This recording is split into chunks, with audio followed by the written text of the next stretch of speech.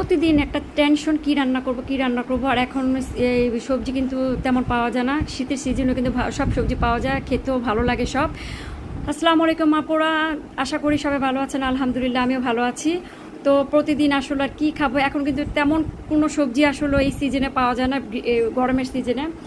তো যাই হোক, একই খাবারও প্রতিদিন ভালো লাগে না, তো চিন্তা করলাম কি রান্না করব। তো একটু অন্যরকম করে এই প্রথম আমি এইভাবে অবশ্য রান্না করেছি, কিন্তু খেয়েছি আমার মার হাতে, খুবই মজা হয়।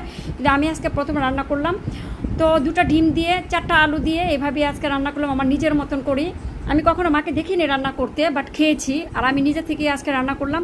তো এইভাবে রান্না করে দেখলাম এত মজা হয়েছে, কি বলবো আপুরা, বিশ্বাস করেন, মানে অসম্ভব মজা হয়েছে। আলহামদুলিল্লাহ, মাশাল্লাহ।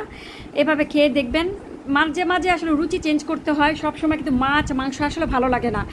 তো চিন্তা করলাম প্রতিদিনই তো ডিম খাওয়া হয়, সিদ্ধ খাওয়া হয়, এইভাবে খাওয়া হয়। তো আজকে এইভাবে রান্না করে খেলাম, আসলে ভালোই লাগলো, মজাই হয়েছে খুব। তো এইভাবে রান্না করে দেখবেন, আসলে মজা হয়। একটা রেসিপি তো হলো, এইভাবে রান্না করলো তো একটা পদ হলো, এই আর কি। তো আমি আজকে এইভাবে রান্না করে খেয়ে দেখলাম আসলে দারুণ হয়েছে। তো মাঝে মাঝে এইভাবে রান্না করবো এখন থেকে। তো রাখি আপুরা, আসসালামু আলাইকুম, আল্লাহ হাফেজ।